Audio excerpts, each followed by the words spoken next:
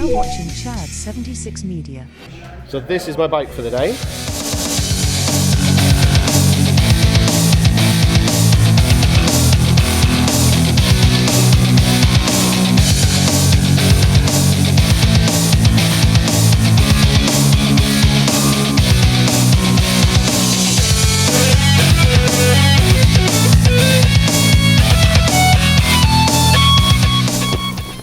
So, as you can tell, we're no longer in Italy, we're back in the sunny and beautiful UK.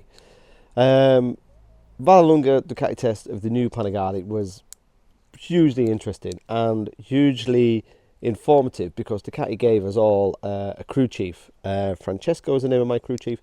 So essentially, jump on the bike in kind of like a B mode, safe mode, lots of rider aids, kind of track orientated suspension, but not full blown.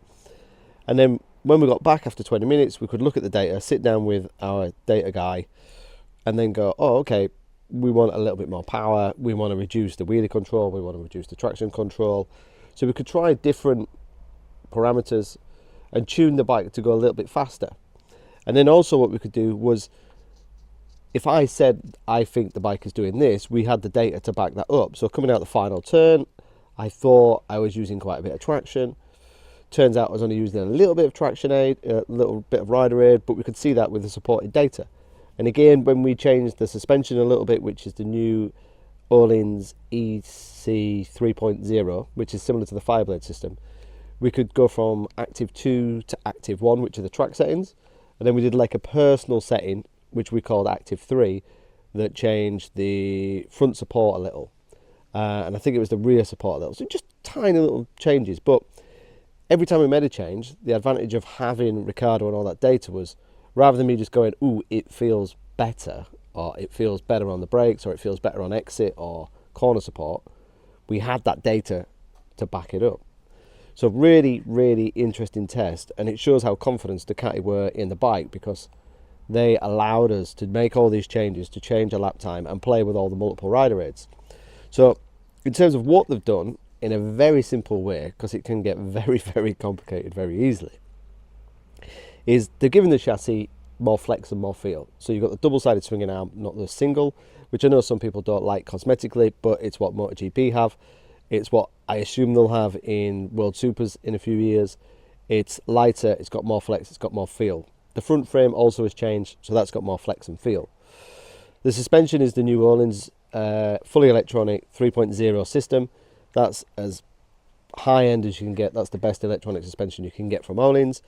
Brembo have put the new high pure brakes on, so it's no longer stylemas. It's the first time we've seen those brakes. In terms of rider aids and electronics, it's just colossal how many rider aids and electronics you've got.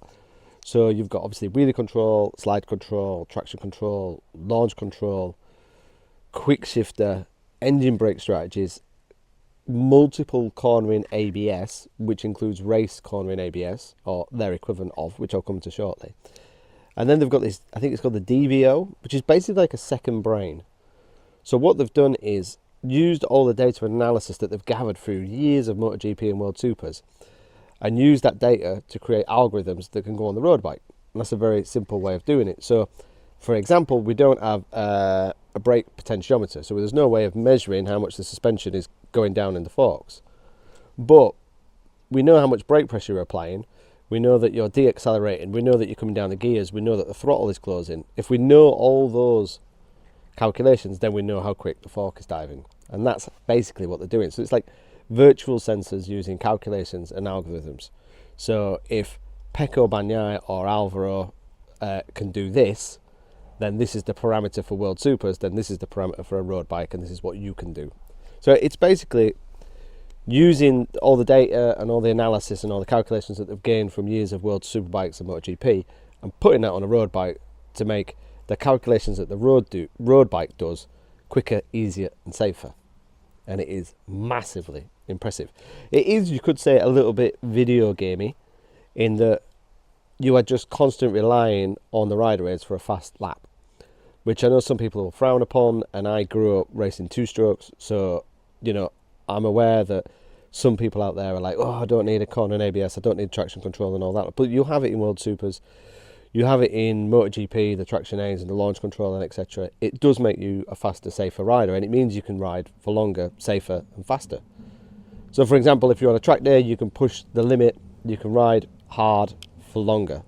That's the theory, which we proved at Vallelunga because we did 6 sessions and didn't feel that fatigued. It was 31 degrees. We changed the bike every session almost. I think, no, definitely. We changed it every session.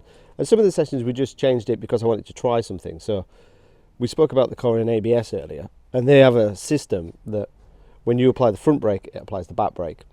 When you let go of the front brake, it'll still apply a little bit of back brake. But it won't allow the back brake to lock or slide or skid because you've got all those rider aids controlling it. So for example, in one of the sessions I was using 3 bar of brake pressure on the back brake, which is okay, that's what I was using. I don't really use the back brake that much. When I flicked to the system, the Ducati added 11 bar of pressure to the back brake without me knowing, and it was all safe and all controlled. So having more back brake meant I could reduce my braking distance and push my brake markers, and the system was allowing me to do that.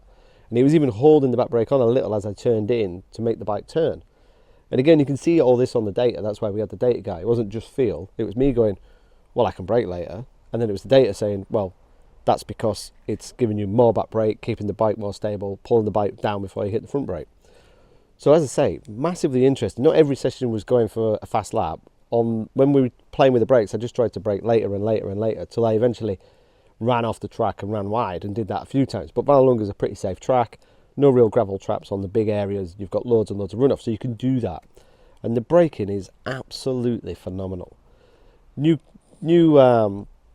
brake Brembo calipers, as mentioned. You've got the cornering ABS, you've got the electronics, you've got stability, you've got powerful brakes. It ticks every box. I can't see a lot of bikes out braking the Panigale. In terms of getting on the power, power's increased a tiny bit, torque is down a tiny bit, but it didn't need any more power.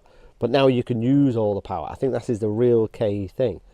So before, you had a huge amount of power, but at some tracks, you had to short shift to use the power. So I rode the bike in Jerez, and I don't think I ever short shift around Jerez. I think I could hit Jerez on the old bike pretty hard because it's nice and smooth, nice and flat curbs, use lots of curbing, perfect conditions, not that fast really.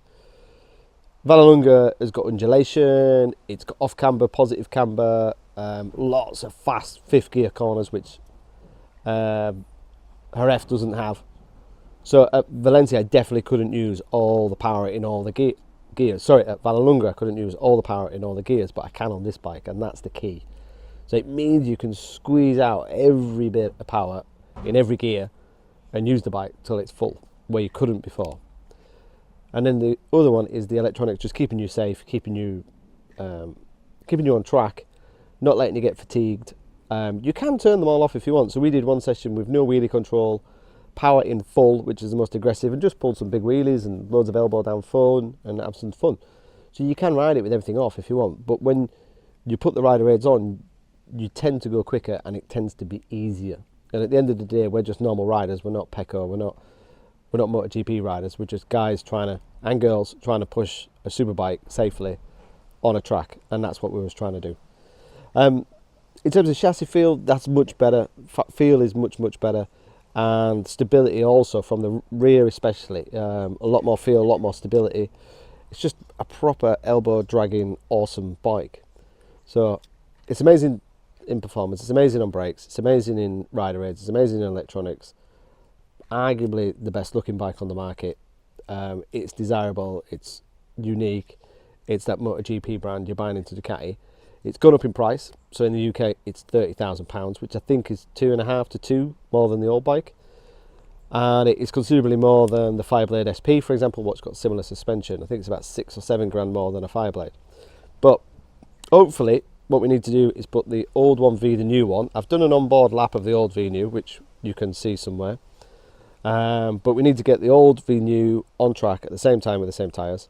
Then we need to put the Panigale against the blade against the M1000 RR from BMW, and that'll be the ultimate test.